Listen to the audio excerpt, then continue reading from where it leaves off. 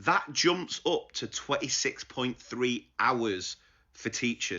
Yeah, so if you've not watched that video, please do go and watch it. It talks about this research from the TUC looking into unpaid overtime that different jobs do, where the average in every job is 4.4 hours, but jumps up to that 26.3 hours for teachers.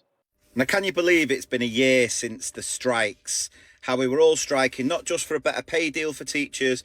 As I always said, majority of teachers were striking as a cry for help around the workload issues facing schools. And it's been a year. Has anything changed? Well, the government has ploughed I don't know how much money into a workload reduction task force, which has made so many suggestions that have yet to be implemented and can't really be implemented unless the government significantly improve funding into education. So what are the government doing to sort this? Well, the government are basically saying that teacher pay award should return to a more sustainable level, basically saying it shouldn't happen, they shouldn't increase, and telling the STRB not to make any suggestions that teacher pay should increase because there's only room to raise spending by 1.2%. Now, their justification for this is the fact that inflation's come down, which was one of those 5 promises we never heard the end of. I mean, I don't know.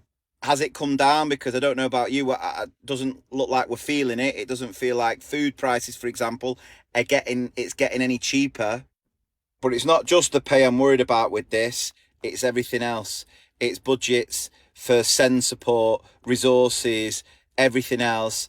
It's just going to be made even harder. So could we be heading towards more teacher strikes on the horizon? Quite possibly. There's going to be another preliminary, it's hard to say on a Friday afternoon, preliminary ballot on the 2nd of March. The head of the NEU talking about that, putting the reasons forward because the government just are not playing ball yet again.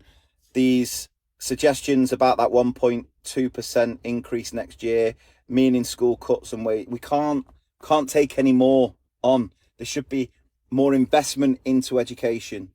So I think the only thing the government have actually done since last year is basically try and bring in minimum service levels so teachers can't strike.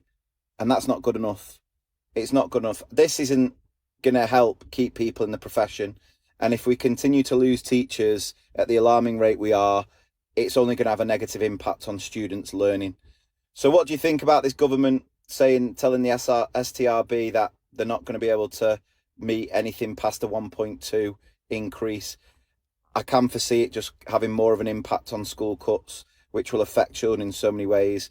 And it's just going to continue to deteriorate and increase that retention crisis in education.